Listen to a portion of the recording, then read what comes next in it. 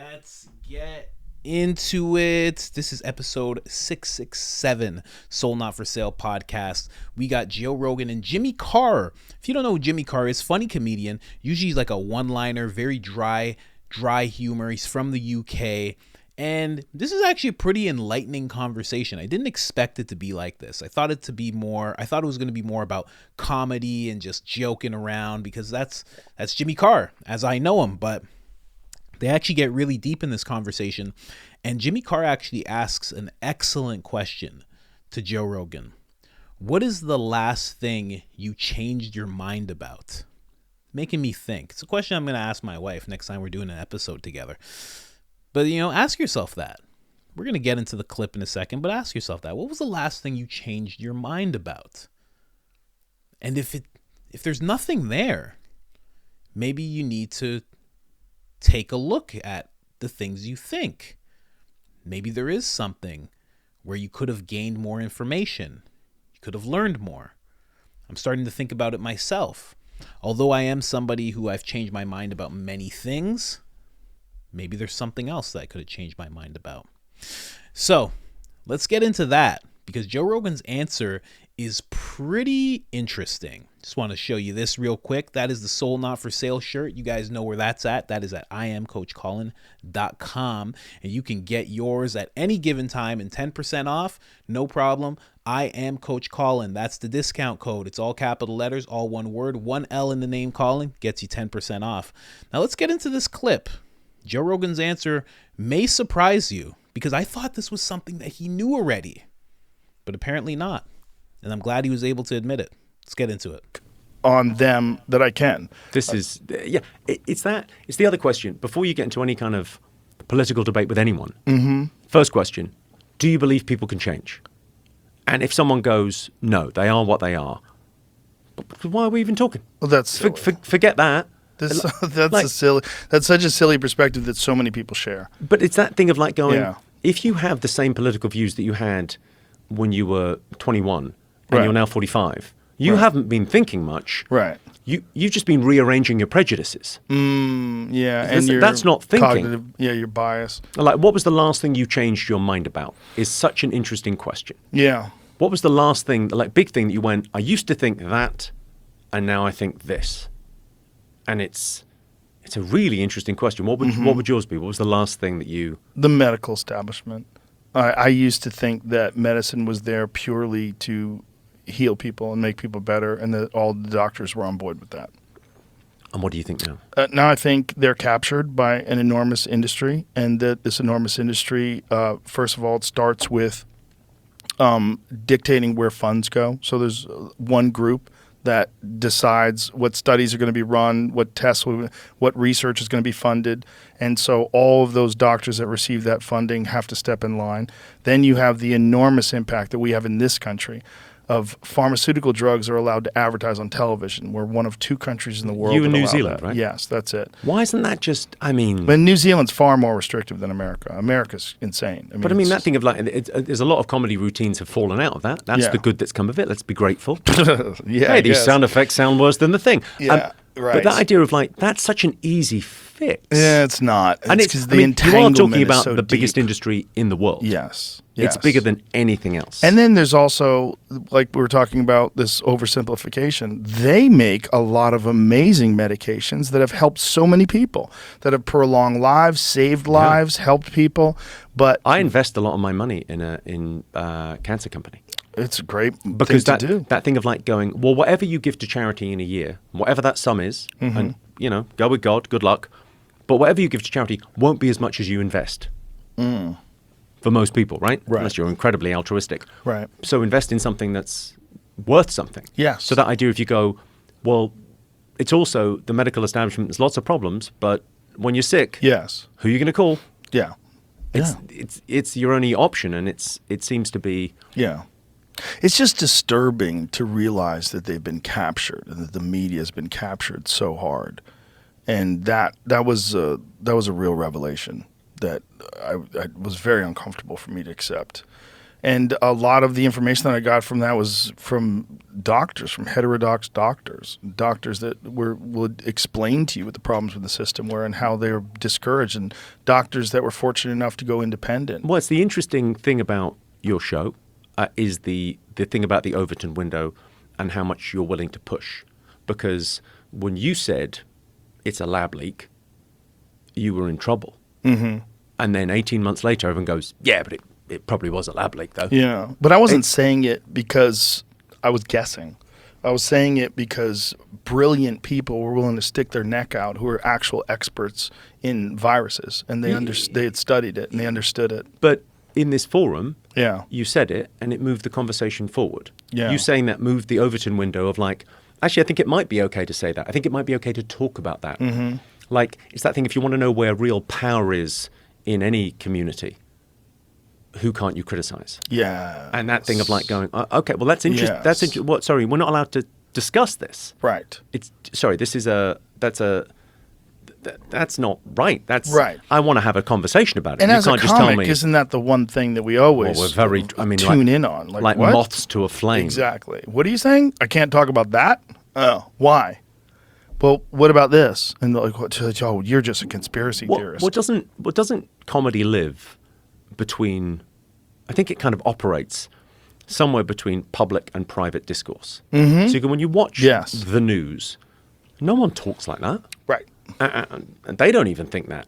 Right. And then a private conversation in a bar, in a car, in bed, talking about stuff, you kind of question things. Yeah. And it feels like comedy is in that it's a public sphere where you can have those conversations. Yes. And you can push things. Mm-hmm. And it's like, why are people drawn to comedy? Why is there so many comics coming up? Why are people so interested in going out and seeing shows? Mm-hmm. This is what's going on. I mean, I think that thing of I agree with what you're saying about, okay, so captured seems like it's very strong language, but you go, and there's so many incredible doctors out there and nurses out there and physios and the medical profession and researchers. There's so much incredible work going on. And I don't know. I mean, if Peter Attier and David Sinclair are to be believed, maybe we'll all live to be 120, 130. They're finding these things. The research is metformin and ripamycin and all this kind of incredible stuff. It's exciting. It's great, but also there's something else going on as well. But I try and see I've got a very positive disposition. I try and see the good. I do too. I think generally people overall are good. The problem is with being captured is when your livelihood depends upon you towing the line and then everyone does it. That gets really scary for the general population that's ignorant to what's really going on. Man, wow. Not even a angered tone to him, very somber tone as he talks about that. And that has to be a rough thing to realize. And, I notice as I make videos and I'll be talking about things, it seems like a lot of people have this thing in their head that whatever they know, everybody that they watch or talk to will know the same things. I notice that. Where I'll talk about something and someone will be like, oh, you didn't know. How do you not know about that? And it's like, because I'm a person learning in the world. That's how I didn't know. Like, what? Why would I just know what you know instantly? I'm not doing the Neuralink thing. I'm not hooking up to your brain. I'm not doing that. I'm never doing that. So I'm never just going to have it like that. And, I kind of feel like I've taken that position with Joe as well. Where when he says that, I'm like, oh, of course the medical industry, but it's not, of course, not everybody thinks that way. Not everybody wants to think that way. I only knew that because I had an intense allergy. I'm basically celiac. And my doctor was like, you need to eat wheat. She was talking about the food pyramid, food guide, standard food thing. She's like, you need to eat grains. That's how it works. You need to eat them. And I'm like, I feel really bad when I do. And she's like, I think you do. And I kept doing it, and I got really bad stomach pains, and I was really messed up for a long time. And then I stopped, and I'm like, oh, I feel fine. It was a very interesting time. But as time went on, I started learning about how much she knew, and I was like, oh, she doesn't know that much. She's just in a room with me and her. She's the authority. So she just didn't know.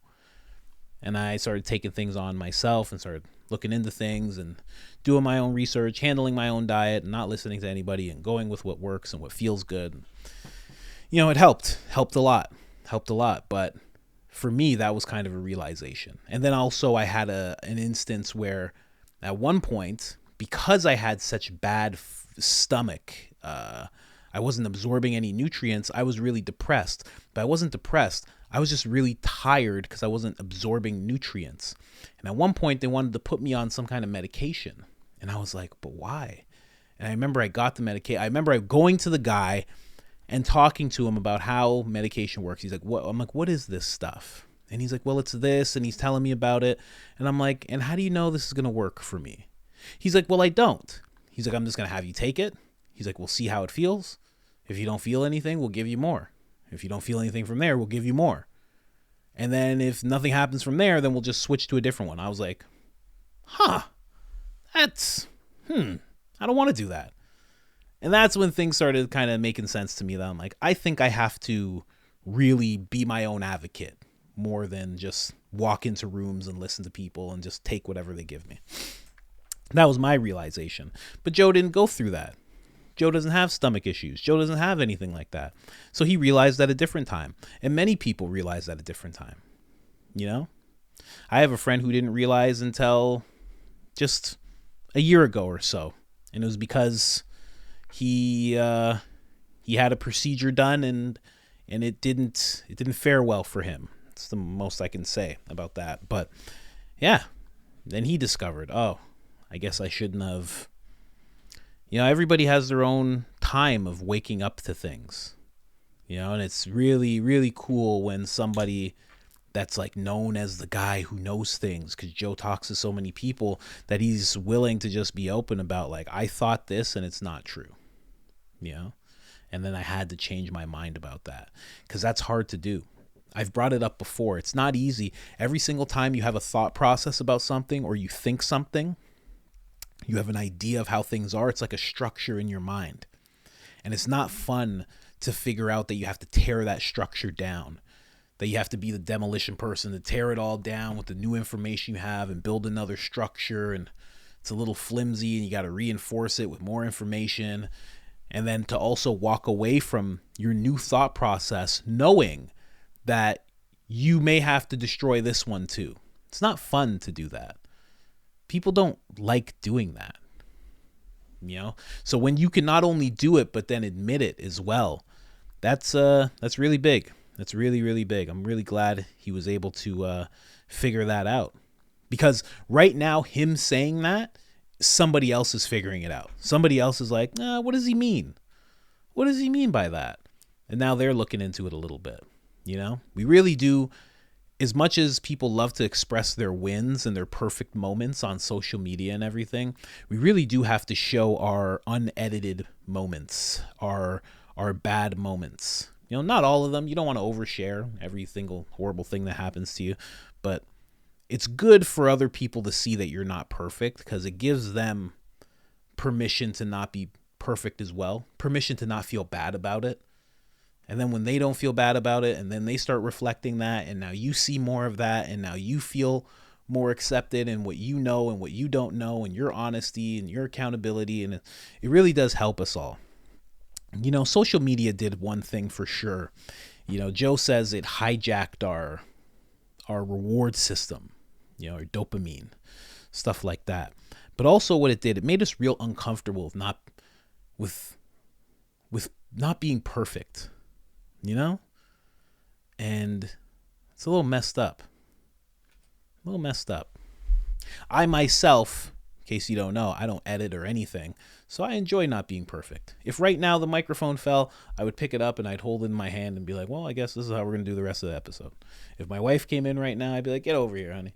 You know what I mean? Like, I don't know. I think it's better to not be perfect. Less pressure, you know? Anyway. If you haven't liked the episode, like the episode. If you haven't hit subscribe already and you've been here multiple times, what? Stay a while. We're making 1 to 3 videos a day. Hard to keep up if you don't hit the notification bell, so you might want to do that too. Other than that, I'm out.